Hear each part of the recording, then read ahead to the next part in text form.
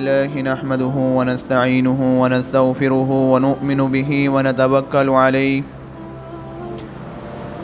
ونعوذ بالله من شرور أنفسنا ومن سيئات أعمالنا من يهده الله فلا مضل له ومن يضلله فلا هادي له ونشهد أن لا إله إلا الله وحده لا شريك له ونشهد أن سيدنا ومولانا محمدا عبده ورسوله صلى الله عليه وعلى آله وأصحابه وسلم تسليما كثيرا كثيرا أما بعد فأعوذ بالله من الشيطان الرجيم بسم الله الرحمن الرحيم شهر رمضان الذي أنزل فيه القرآن سبحان ربك رب العزة عما يصفون وسلام على المرسلين والحمد لله رب العالمين.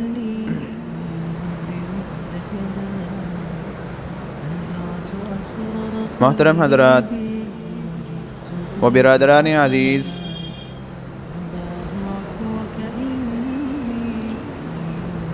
یہ رمضان المبارک کا مہینہ چل رہا ہے اور رمضان المبارک میں یہ پہلا عشرہ ہے جس کے متعلق فرمایا گیا پہلے عشرے کے متعلق وَأَوَّلُهَا رَحْمَةٌ کہ یہ رحمت کا عشرہ ہے.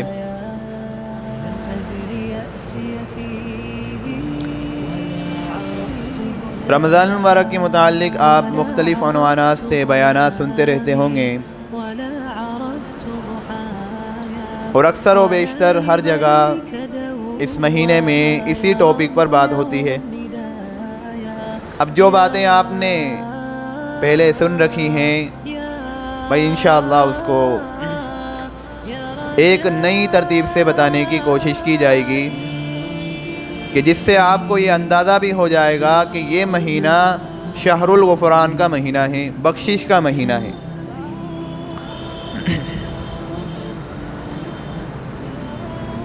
بھائی جب اللہ تبارک و تعالیٰ نے حضرت آدم علیہ السلام کو پیدا فرمایا تو اللہ پاک نے فرشتوں کو فرمایا اسجد لآدم، آدم کو سجدہ کرو. اب تمام فرشتوں نے سجدہ کیا فسجدوا الا ابلیس، تمام نے سجدہ کیا لیکن ابلیس نے سجدہ نہیں کیا. ابا واستکبر وکان من الکافرین، اس نے سجدہ کرنے سے انکار کیا، تکبر کیا اور وہ کافروں میں سے ہو گیا.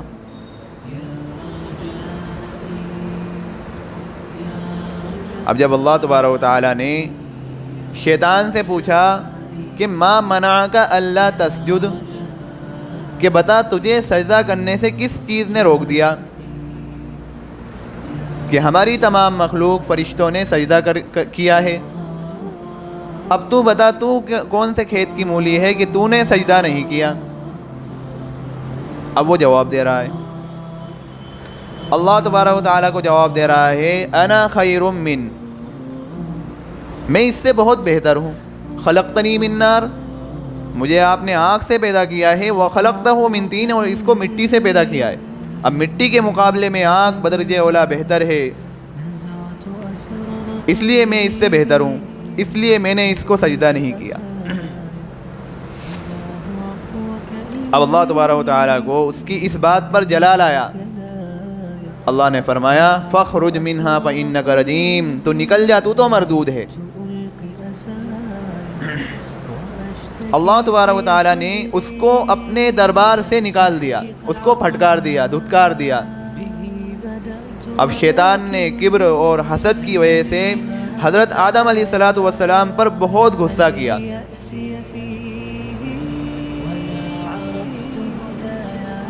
اور اس نے یہ کہا کہ اب میں اولاد آدم کو، آدم اور اس کی اولاد کو بھٹکاؤں گا، ورگلاؤں گا. اللہ سے فرمایا کہ آپ ان میں سے اکثر کو شکر گزار نہیں پائیں گے. اور اس نے اللہ سے مہلت بھی مانگی کہ اللہ مجھے قیامت تک کے لیے آپ مہلت دے دیجیے، قیامت تک کے لیے مجھے آزاد چھوڑ دیجیے۔ اللہ نے فرمایا انک من المنذرین، جا تجھے یہ مہلت دے دی۔ اب اس نے قسم کھائی فَبِعِزَّتِكَ لَأُغْوِيَنَّهُمْ أَجْمَعِينَ إِلَّا عِبَادَكَ مِنْهُمُ الْمُخْلَصِينَ۔ اس نے قسم کھا کر یہ بات کہی کہ اب میں تمام کو بھٹکاؤں گا، تمام کو ورگلاؤں گا، مگر وہ لوگ جو آپ کے مخلص عبادت گزار بندے ہوں گے میں ان کو بھٹکا نہیں سکوں گا۔ جب اس نے قسم کھا کر یہ بات کہی تو اللہ تبارک و تعالیٰ کی رحمت کو جوش آیا۔ اللہ نے فرمایا کہ اگر تو نے میرے بندوں کو بہکایا اور وہ بہک بھی گئے، سن لے، سمجھ لے کہ جب بھی میرا بندہ وہ گناہوں سے نادم اور شرمندہ ہو کر میرے پاس آئے گا تو میں اس کو معاف کر دوں گا۔ یہ ایک مقابلہ بنا حق اور باطل کا، یہ ایک مقابلہ ہوا اولاد آدم اور شیطان کا، کہ جب شیطان کو مہلت مل گئی اور حضرت آدم علیہ السلام کے مقابلے میں طاقت و قوت بھی مل گئی کہ اس کو ایسی طاقت و قوت عطا کی گئی، اللہ نے فرمایا کہ بھائی تو اب 24 گھنٹے بہکا سکے گا، ورگلا سکے گا، 24 گھنٹے تو بندے کو بہکانے کی پلاننگ کر سکے گا، اور تجھے کوئی نیند کا بھی تقاضا نہیں ہوگا، تجھے کھانے پینے کی کوئی پریشانی بھی نہیں ہوگی، اور تجھے کوئی حاجت و ضرورت بھی نہیں ہوگی۔ اور مزید یہ کہ تیری اولاد بھی بہت جلدی بہت زیادہ ہو جائے گی، پوری دنیا میں پھیل جائے گی، اور تو کسی کو نظر بھی نہیں آئے گا۔ جب اس نے یہ سنا کہ میرے لیے اتنا سب کچھ کیا جا رہا ہے، مجھے اتنی مہلت مل گئی، میری اولاد بھی زیادہ ہو جائے گی اور میں کسی کو نظر بھی نہیں آؤں گا، تو پھر اس نے کہا کہ اب تو میں اولاد آدم کی اولاد کو میں سیدھے راستے پر بالکل چلنے نہیں دوں گا۔ اب حضرت آدم علیہ السلام نے فرمایا کہ اے اللہ، اب آپ مجھے اور میری اولاد کو اس کے مقابلے میں کیا نعمت عطا کریں گے؟ اللہ نے فرمایا اے آدم، تیری اولاد میں سے جب بھی کوئی اپنے کیے ہوئے پر گناہوں پر نادم اور شرمندہ ہو جائے گا تو میں اس کے تمام گناہوں کو معاف کر دوں گا۔ میرے بھائیوں، یہ ایک ایسی بات تھی کہ جس سے شیطان تڑپ اٹھا کہ پھر تو میری سالوں کی محنت ضائع ہو جائے گی،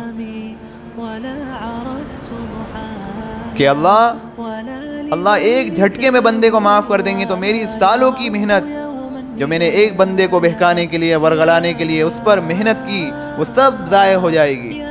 میرے بھائیوں، یاد رکھیے کہ شیطان یہ اللہ کو اس سے ذاتی عداوت ہے، ذاتی دشمنی ہے، اور بندوں سے اللہ کو ایک ذاتی محبت ہے۔ اس لیے اللہ کا ایک کلمہ اعوذ باللہ من الشیطان الرجیم، یہ تعوذ کا کلمہ ہے کہ شیطانی شرور و فتن سے حفاظت کے لیے بندہ جب پڑھ لے گا کہ غصے کا آنا یہ بھی شیطانی ایک علامت ہے، لڑائی جھگڑے کرنا یہ بھی شیطانی علامت ہے، اور جتنا بھی شیطان اپنی جال میں پھنساتا ہے، ورگلاتا ہے، بہکاتا ہے، اور بندہ اس کلمے کو پڑھ لے، اس کلمے میں اللہ کا ذاتی نام ہے، اور اللہ کو شیطان سے ذاتی عداوت اور ذاتی دشمنی بھی ہے۔ لہذا جب بندہ اللہ کو ذاتی نام کے ساتھ پکارے گا تو اللہ فرمائیں گے کہ میرے بندے، تو نے مجھے ذاتی نام کے ساتھ پکارا ہے، اب میں تجھے اپنے ذاتی دشمن سے محفوظ رکھوں گا۔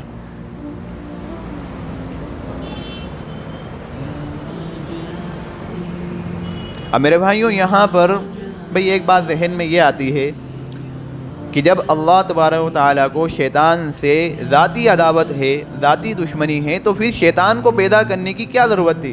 شیطان کو کیوں بنایا کہ خواہ مخواہ وہ بندے کو ورگلاتا ہے، بہکاتا ہے، اللہ کا نافرمان بناتا ہے، خود تو بدبخت بنا اور اولاد آدم کے پیچھے بھی پڑا ہوا ہے؟ تو شیطان کو پیدا کرنے کی ضرورت کیا تھی؟ اللہ تبارک و تعالیٰ نے اس میں بھی فائدہ دکھایا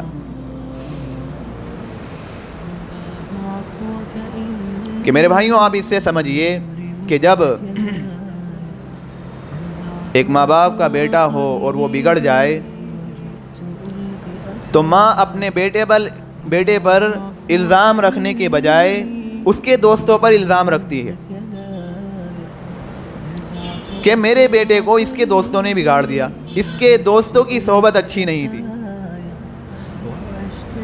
اس کے دوست بہت برے تھے، بڑے شقی بدبخت تھے، اس کے دوستوں نے میرے بیٹے کو بگاڑ دیا، میرے بیٹے کے دل میں کوئی غلط نیت نہیں تھی، وہ تو اس کے دوستوں کی وجہ سے وہ غلط کام کر گزرا۔ اب ماں اپنے بیٹے کو بچا رہی ہوتی، اس پر الزام رکھنے کے بجائے اس کے دوستوں پر الزام رکھ رہی ہوتی ہے کہ اس کے دوستوں نے اس کو بگاڑ کے رکھ دیا۔ اسی طریقے سے بھئی بیوی کو اپنے شوہر سے محبت ہوتی ہے، تو جب بیوی اپنے شوہر کی شرارتوں سے، اس کے رہن سہن سے تنگ آ جاتی ہے، تو وہ بھی یہ کہتی ہے کہ میرا شوہر تو بڑا نیک دل تھا، لیکن اس کے دوستوں نے اس کو خراب کر کے رکھ دیا۔ اچھا، یہاں پر بھی انہی بیویوں کی بات ہوگی کہ جو نیک دل ہوں گی، جو اپنے شوہروں سے صحیح معنوں میں محبت کرنے والے ہوں گی، انہی کے دل میں یہ بات پیدا ہوگی، ورنہ تو آج کل کی بیویاں اور شوہروں پر دوسروں کے الزام بھی رکھ دیتی ہیں کہ یہ اسی کی پوری غلطی تھی، اس کی غلطی نہ بھی ہوگی تو اس کی غلطی ہو جائے گی۔ تو یہاں پر تو ان نیک بیویوں کی بات ہے کہ جن کے دل میں صحیح معنوں میں اپنے شوہر کے لیے محبت ہوتی ہے، تو وہ تذکرہ کرتے ہوئے کہتی ہیں کہ میرے شوہر کو اس کے دوستوں نے بگاڑ کر رکھ دیا۔ اب میرے بھائیوں، آپ یہ سمجھیے کہ اللہ اور اس کے بندے کا معاملہ بھی ایسا ہی ہے کہ اللہ تبارک و تعالیٰ کو اپنے بندے سے ذاتی محبت ہے۔ جب بندہ کوئی گناہ کرے گا، جب بندہ کوئی گناہ کرتا ہے اور اس پر وہ نادم اور شرمندہ ہوتا ہے، تو اللہ تبارک و تعالیٰ کو چونکہ اپنے بندے سے محبت ہے، اس لیے اللہ تبارک و تعالیٰ اس بندے کے بجائے شیطان کے سر پر بات ڈال دیتے ہیں۔ قرآن میں اللہ نے فرمایا من بعد ان نزغ الشیطان، شیطان کے سر پر بات ڈال دی۔ ایک جگہ اللہ نے فرمایا فانساہ الشیطان، شیطان نے ان کو بھلا دیا۔ اب بھولے تو حضرت آدم علیہ السلام تھے، لیکن بھلانے کی نسبت شیطان کی طرف کر دی کہ شیطان نے ان کو بھلایا تھا۔ ایک جگہ پر اللہ نے فرمایا فاضلہم الشیطان، شیطان نے ان دونوں کو بھٹکا دیا۔ بھئی دانا تو اس درخت کا آدم اور حوا دونوں نے کھایا تھا، لیکن جب تذکرہ کیا تو دونوں کی طرف نسبت کر دی۔ اب اسی طریقے سے میرے بھائیوں، اگر شیطان نہ ہوتا اور ہم ہماری اپنی نفسیانیت کی وجہ سے گناہ کرتے، تو پھر الزام بھی ہمیشہ کے لیے ہمارے اوپر ہی ہوتا، ہم ہی گنہگار ہوتے۔ لیکن اللہ تبارک و تعالیٰ کو چونکہ اپنے بندے سے ذاتی محبت ہے، اس لیے اللہ تبارک و تعالیٰ نے اپنے بندے کو بچانے کے لیے یہ بخشش کے بہانے بنائے ہیں، یہ بچاؤں کی شکل پیدا کر دی۔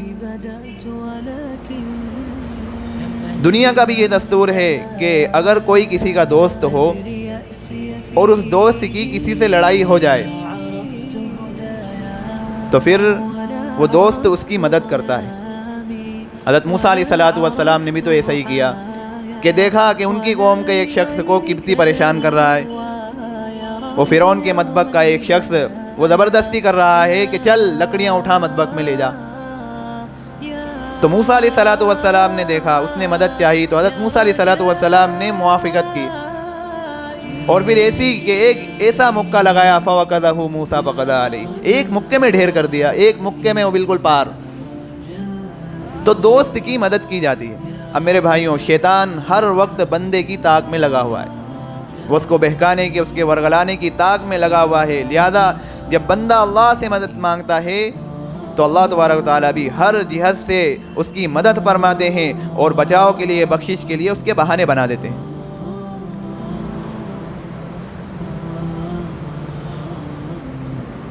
تو میرے بھائیوں، یہ جو مہینہ ہے، اس مہینے کو دراصل اگر ہم دیکھا جائے تو یہ بخشش ہی کے لیے بنا ہے۔ اسی لیے تو اس مہینے کو شہر الغفران کہا گیا، بخشش کا یہ مہینہ ہے۔ وہ ایک آدمی میلہ دیکھنے کے لیے گیا، بھئی جیسے ابھی میلہ لگا ہوا ہے شاہجہاں پور میں، اور رمضان کا بھی وقت ہے۔ اب یہ بہت سارے ہمارے بھائی 6 دن اور 7 دن میں تراویح کے اندر جو قرآن کو مکمل کر لیا ہے، اب یہ میلے کی زینت بن بیٹھے ہیں، میلے کی زیب و زینت کو یہ بڑھا رہے ہیں۔ جنہوں نے 6 دن میں قرآن کو سنا، ان کی 7ویں دن عید ہو گئی ہے۔ جنہوں نے 7 دن میں قرآن کو سنا، ان کی 8ویں دن عید ہو گئی۔ ہمارے ایک دوست، ہمارے ایک پڑوسی، اس نے 6 دن میں مدرسے میں قرآن کو سنا، اب 6 دن تک تو بڑی پابندی کے ساتھ روزہ نماز سب چلتا رہا. فجر میں بھی ہمارے ساتھ راستے میں کھڑا ہو جاتا, میں گاڑی سے آتا تو یہاں پر میرے ساتھ بیٹھ کر فجر پڑھنے کے لیے آتا. 7ویں دن غائب. تو صبح 10 بجے کے قریب جب مجھے دکھائی دیا تو میں نے کہا ارے بھائی عید مبارک ہو. عید ہو گئی نا تمہاری. تو میں کیا عرض کر رہا تھا, ہاں میلہ. تو یہ میلہ جو لگا ہوا ہے میرے بھائیوں, میلے سے ایک بات اور یاد رکھیں کہ ایک تو رمضان المبارک کا مہینہ چل رہا ہے, اور رمضان المبارک کی برکت اور عظمت سے اتنے ناسمجھ ہو چکے ہیں, اتنے ناقدرے ہو چکے ہیں کہ رمضان کی عظمت کو بھی نظر انداز کر رہے ہیں. میرے بھائیوں, کچھ دن پہلے میلے کی ایک فوٹو وائرل ہوئی تھی کہ مسلم لڑکیاں وہ غیر مسلم لڑکوں کے ساتھ گھوم رہی ہیں میلے کے اندر. میرے بھائیوں, یہ کیا ہو رہا ہے شاہجہاں پور کے اندر؟ ہر جگہ ریسٹورینٹ کیفوں کو دیکھا جائے تو وہاں پر کوئی چمار کے ساتھ جا رہا ہے, کوئی کس کے ساتھ جا رہا ہے. یہ شاہجہاں پور کے مسلمان لبرل قسم کے کب سے ہو گئے, اتنے آزاد ذہن کب سے ہو گئے ہیں کہ ان کو اپنی بہن بیٹیوں کی کوئی پرواہ نہیں. ایک بھائی بے غیرت بنا ہوا ہے, ایک باپ بھی بے غیرت بنا ہوا ہے اپنی بیٹیوں سے کہ بیٹی کیا کر رہی ہے, کہاں جا رہی ہے. اسکول کالج میں پڑھا رہے ہیں, لیکن وہ کیسے جا رہی ہے اور اس کے اسکول میں کون کون دوست ہے, وہ کیسے آ رہی ہے, کہاں کس سے مل رہی ہے, کوئی پرواہ نہیں, بے فکر ہو کر بیٹھے ہوئے ہیں. میرے بھائیوں, یہ تو ان لڑکیوں نے بالکل اسلامی کلچر کو بدنام کرنے کی ٹھان لی ہے, اسلام کو بدنام کرنے کی بالکل قسم کھا رکھی ہے. یہ تو مرتد ہونے کے راستے ہموار ہو رہے ہیں. جنت میں اور جہنم میں جانے کے لیے انہوں نے اپنی زندگی طے کر لی ہے کہ اب ہمیں جہنم میں جانا ہے. میرے بھائیوں, تھوڑا سا گھر کا ماحول بنائیں. یہ شاہجہاں پور میں کون ہیں یہ کس طریقے سے یہ اس طریقے کے واقعات ہو رہے ہیں؟ یہ ہماری ہی تو غلطی ہے, گھر والوں کی غلطیاں آئی ہیں کہ اس طریقے سے اتنے بے فکر ہو کر بیٹھے ہوئے ہیں. میرے بھائیوں, لڑکیوں کو اتنی آزادی دینے کی کوئی ضرورت نہیں ہے. ان کو آزادی دو گے آپ تو پھر آپ ہی بدنامی ہوگی, اسلام بھی بدنام ہوگا, آپ بھی بدنام ہوں گے, پھر کسی مصرف کے نہیں رہ جائیں گے. پھر وہ وہی بات ہوگی کہ تو میری بیٹی نہیں, میں تیرا باپ نہیں.